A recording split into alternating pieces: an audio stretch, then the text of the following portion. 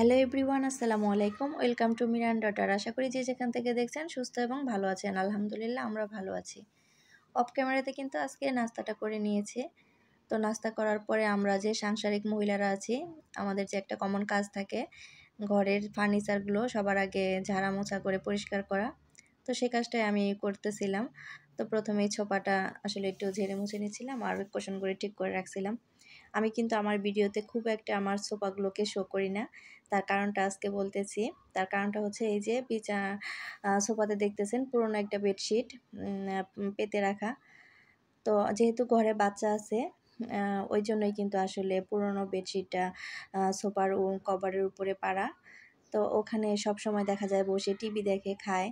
তো নোংরা হয়, এর জন্যই কিন্তু আসলে পুরনো বেডশিটটা পাড়া।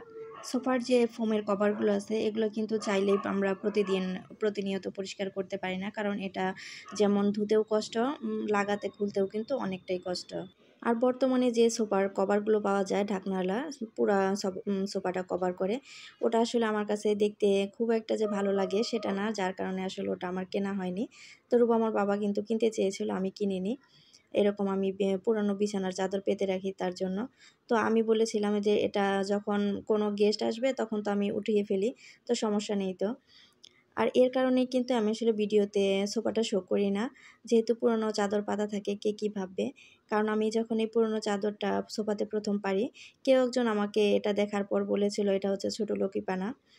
তো এটা আমি পেতেছিলাম এর জন্য। তো তার জন্যেই আমি ভেবেছিলাম হয়তো ভিডিওতে কেউ কেউ যদি আমাকে কিছু বলে হয়তো আমি কষ্ট পাবো। আসলে আমার পুরো ধারণাটাই কিন্তু ভুল ছিল। আমি কিন্তু ভুল ভেবেছিলাম। কারণ আমার ইউটিউবার যেসব আপুরা আছে প্রত্যেকটা আপুই খুব সাংসারিক এবং লক্ষ্মী, প্লাস অনেক হিসেবি। আর আজকে যে আমি সোফাটা শো করতেছি, এই সাহসটা কিন্তু আমি অর্জন করেছি লাইফস্টাইল অফ পুষ্পা আপুর কাছ থেকে।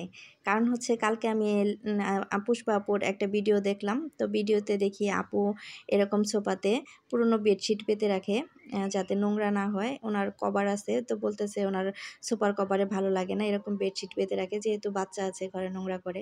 আর আপুর ভিডিওটা দেখার পরে কিন্তু আমারও মনে হলো তাহলে আমিও কেন সোফাটা শো করি না, আমিও তো শো করতে পারি। তো আপুর কাছ থেকেই কিন্তু আমি এই সাহসটা পেলাম সোফাটা শো করার জন্য। আর এই ভিডিওটা দেখার পরে কিন্তু আপুর যে ভিডিওটা দেখার পরে কিন্তু আমার মনে হলো যে আসলে যে লোক আমাকে বলেছিল ছোট লোক, ডাইরেক্টলি না বললেও ইনডাইরেক্টলি বলেছিল, যে কথাটা কিন্তু আমাকেই বলেছিল। তো তখন ভাবলাম যে আসলে লোকটা আমাকে ছোট করার জন্য কথাটা বলেছিল, উনি উপরে থাকার জন্য।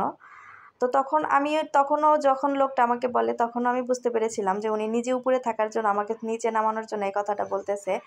তো তারপরেও সামান্য হলেও একটু খারাপ লেগেছিল, যার কারণে আসলে আমি ছোপাটা এতদিন ভিডিওতে শো করিনি। ইনশাল্লাহ এখন থেকে কন্টিনিউ করব।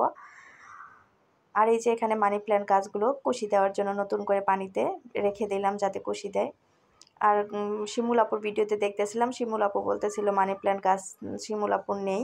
তো খুব আফসোস, সবার ভিডিওতে দেখে মানি প্ল্যান্ট গাছ আছে। তো আপু, আমার বাসা যদি তোমার বাসার কাছাকাছি থাকতো অবশ্যই আমি তোমাকে মানি প্ল্যান্ট গাছ দিয়ে আসতাম। আর সোফা নিয়ে গল্প করতে করতে আমাদের যে গুরুত্বপূর্ণ দায়িত্বটা আছে সবাইকে বলার, সেই কথাটাই কিন্তু বলতে ভুলে গেছি, সেটা হচ্ছে লাইক। তো এই মুহূর্তে যারা আমার ভিডিওতে ক্লিক করেছেন এবং ভিডিওটি দেখা শুরু করেছেন তারা প্লিজ ছোট্ট একটি লাইক দিয়ে আমার ভিডিওটি কন্টিনিউ করবেন। আপনাদের ছোট্ট একটি লাইক কিন্তু পারে আমাকে আপনাদের মতো আরও কয়েকজনের কাছে পৌঁছাতে। আপনাদের কাছে হয়তো এই ছোট্ট লাইকটার কোনো মূল্য নেই, কিন্তু আমরা যারা ইউটিউবার আছি আমাদের কাছে কিন্তু এই লাইকটার অনেক মূল্য।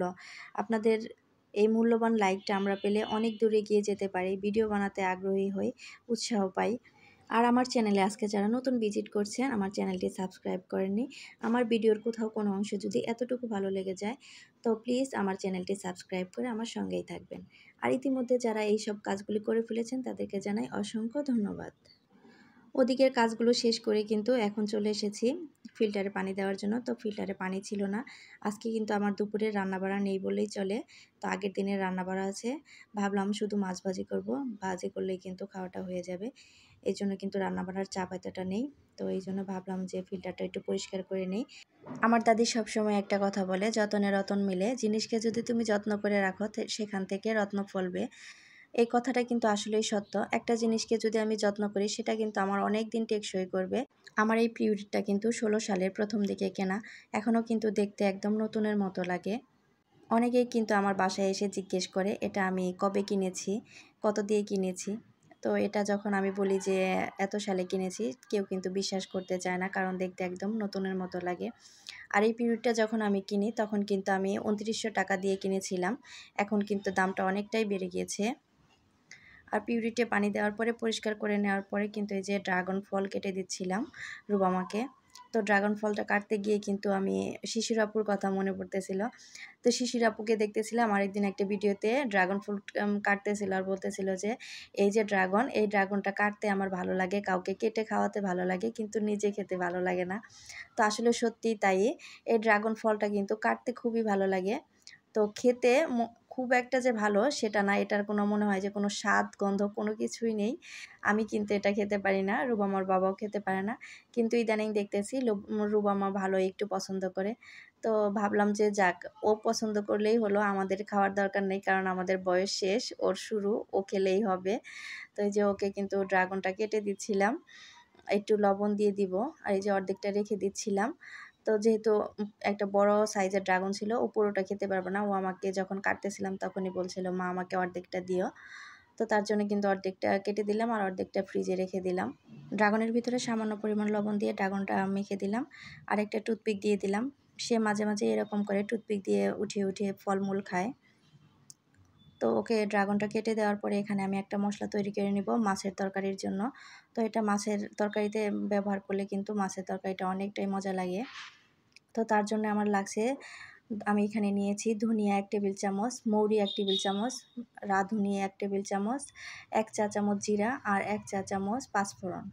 তো ফ্রাই প্যানটা গরম হওয়ার পরে প্রথমে আমি ধনিয়া আর মৌরিগুলো দিয়ে দিলাম, যেহেতু এগুলো একটু বড় মশলা। তারপরে আর যে ৩ রকমের মশলা ছিল তারপরে দিয়ে কিন্তু হালকা টেলে নিচ্ছিলাম। তো হালকা টেলে নেওয়ার পরে একটা কুলোতে নিয়ে আমি কিন্তু একটু ঝেড়ে পরিষ্কার করে নিলাম। পরিষ্কার করে নেওয়ার পরে ব্লেন্ডারের জারে মশলাগুলো দিয়ে আমি ব্লেন্ডারে দিয়ে দিলাম গুঁড়ো করার জন্য। আসলে মশলাগুলো যতটুকু পরিমাণে নিয়েছিলাম পুরোটাই আমি একবারে ব্লেন্ড করতে পারবো না, কারণ আমার ব্লেন্ডারের জারটা কিন্তু ছোট, মশলার যে জারটা ছোট, একবারে দিলে ভালো ফিনিশ হবে না। এই যে মশলাটা কিন্তু আমার গুঁড়ো হয়ে গেছে। আর দেখাচ্ছিলাম আমার ব্লেন্ডারের জারের অবস্থাটা। এটা কিন্তু ১০০% এর মধ্যে ৯৫%ই একদম মরে গিয়েছে, বলতে একদম শেষ হয়ে গিয়েছে। ৫% যেটা আছে, আর আমার বাবার বুদ্ধির জোরে এটা দিয়ে কাজ করা যাচ্ছে আর কি। আসলে ৫টা ভেঙে চুরে এমন অবস্থা হয়েছে। তো আমার বাবা একটু বুদ্ধি করে আমাকে চারপাশে কসটিপ দিয়ে আটকে দিয়েছে।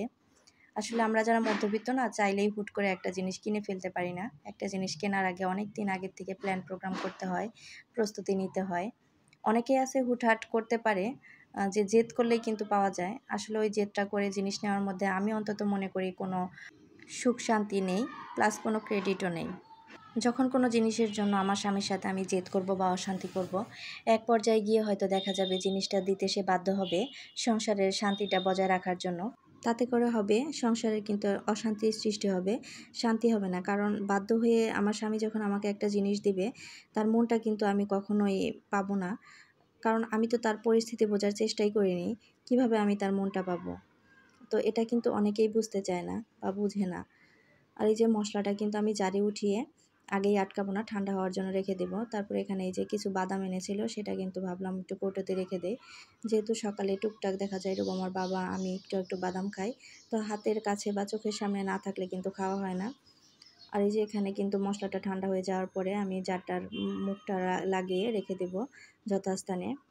আর তারপরে এখানে কিন্তু ঝুম বৃষ্টি হচ্ছিল, তাই ভাবলাম বারান্দায় গিয়ে একটু ভিডিও করে নেই। তো আমরা তো যারা বাসায় আছি ৩ তলা ৪ তলা ঢাকার এইদিকে আছি, বৃষ্টিকে খুব উপভোগ করতেছি, খুব মজা নিচ্ছি। কিন্তু যারা বন্যার পানিতে ভেসে যাচ্ছে, আসলে তাদের কি দুর্দিন যাচ্ছে, কতটা কষ্টই না ভোগ করতে হচ্ছে। জানি না আল্লাহ এই পরিস্থিতি কতদিন রাখবে। একটার পর একটা দুর্যোগ আমাদের দেশে নেমেই আসতেছে। জানি না এই পরিস্থিতি কতদিন ভোগ করতে হবে। রাত্রে যখন ঘুমাতে যাই তখন মনে হয় আমি তো আরামে বিছানায় ঘুমাতে যাচ্ছি। ওই যে ছোট ছোট শিশুগুলো দেখতেছি আর বৃদ্ধ মানুষগুলোকে দেখতেছি, এরা কত কষ্টই না পাচ্ছে। তো খুব খারাপ লাগে, আসলে খুব খারাপ লাগলেও করার কিছুই নেই, আমরা কিছুই করতে পারতেছি না।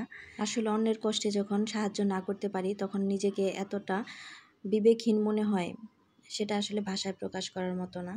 তো একমাত্র যে কাজটা করতে পারি, সবসময় আল্লাহকে ডেকে বলতেছি যে আল্লাহ সবাইকে তুমি রক্ষা করো।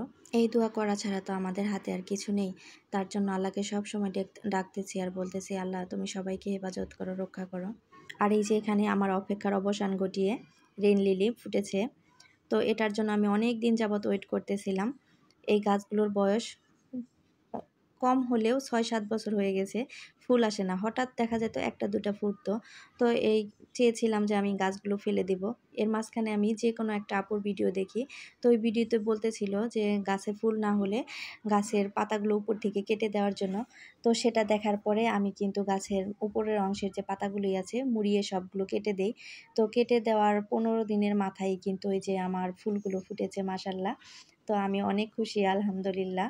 তো আপুর নামটা আমার এই মুহূর্তে মনে নেই। তো আপু যদি আমার ভিডিওটা দেখে বুঝতে পারে ওনার কথা বলতেছি, তো আপু তোমাকে অসংখ্য ধন্যবাদ এত বড় উপকারটা করার জন্য। আর আগেই বলেছিলাম আমার দুপুরের আজকে রান্না-বাড়া নেই।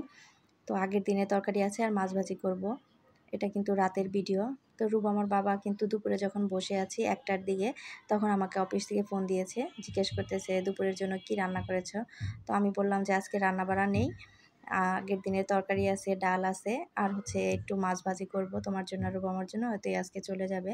তখন রুবামার বাবা আমাকে বলতেছিল, "আজকে বৃষ্টি পড়তেছে, বৃষ্টি হচ্ছে। তো আজকে রাত্রে খুদের ভাত খাবো আর কয়েক রকমের ভর্তা বানাও।" তো রুবামার বাবা যখন ১ম এ আমাকে জিজ্ঞেস করেছিল যে, "দুপুরে তুমি কি রান্না করেছো দুপুরের জন্য আর রাতের জন্য?"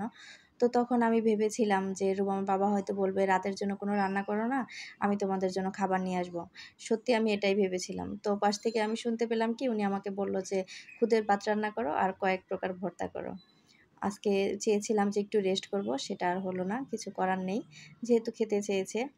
তো এটা ভেবে কিন্তু আমি কয়েক প্রকার ভর্তা আগেই বানিয়ে রেখেছিলাম। রাতে কিন্তু ওইরকমভাবে ভর্তা করাটা অতটা পসিবল হবে না। যেহেতু রুবামার পরীক্ষার সামনে, আমি রুবামাকে পড়াবো। এর জন্য রুবামা যখন ঘুমিয়েছিল তখন আমি ভর্তাগুলো বানিয়ে নিয়েছিলাম। আর খুদের ভাতটা আগে রান্না করে রাখলে তো ভালো লাগবে না। এর জন্য কিন্তু খাবে যখন তার ০.৫ ঘন্টা আগে আমি এটা রান্না করেছিলাম। ১ম এ আমি কড়াইতে আ যে পরিমাণ খুদটা দিয়েছি ওই পরিমাণ পানি দিয়ে, লবণ দিয়ে আর সামান্য পরিমাণ সয়াবিন তেল দিয়ে পানিটা গরম করে নিয়েছিলাম। তারপরে খুদটা ধুয়ে দিয়ে দিয়েছিলাম। তারপরে কিন্তু পানিটা যখন একদম শুকিয়ে গিয়েছিল তারপরে কিন্তু আমি কাঁচামরিচ আর পেঁয়াজটা দিয়েছিলাম।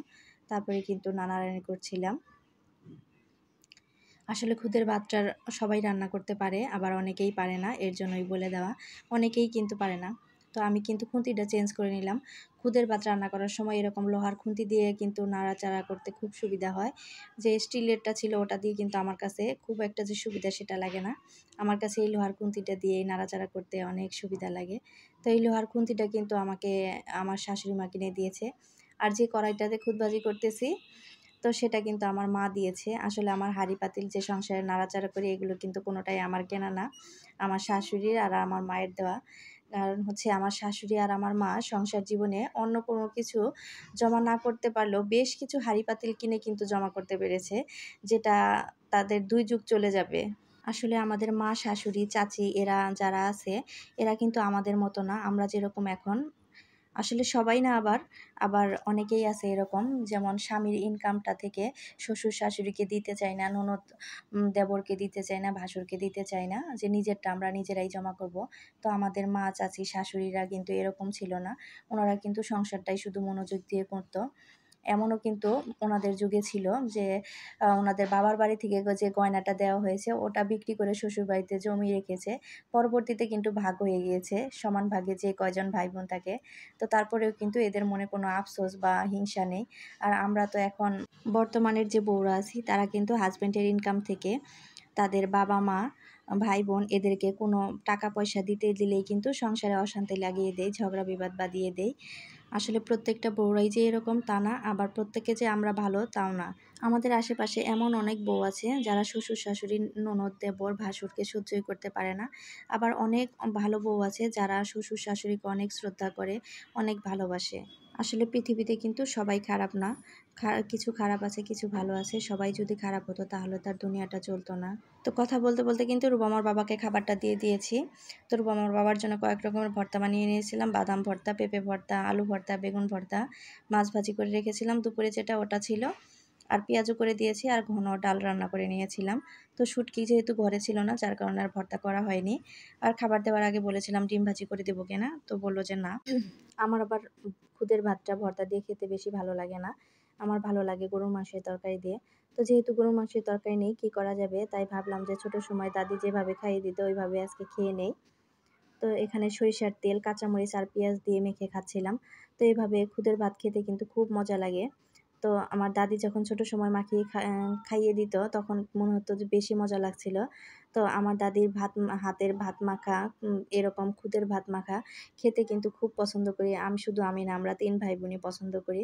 তো আমরা কিন্তু আমার মায়ের হাতে কখনো খাইনি। কারণ আমার মা তো কাজ করতে, করতে সময়ই পায়নি। আমার দাদির হাতেই আমরা সবসময় খেয়েছি। কাজ করতে, করতে তো নিজে খাবার টাইমই পাইনি, আমাদেরকে কখন খাওয়াবে। আমার মায়ের গল্প না হয় আরেকদিন করব। আজকে ভিডিওটা এ পর্যন্তই রাখবো। সবাই ভালো থাকবেন, সুস্থ থাকবেন। দেখা হয়ে যাবে নেক্সট কোনো ভিডিওতে। আল্লাহ হাফেজ।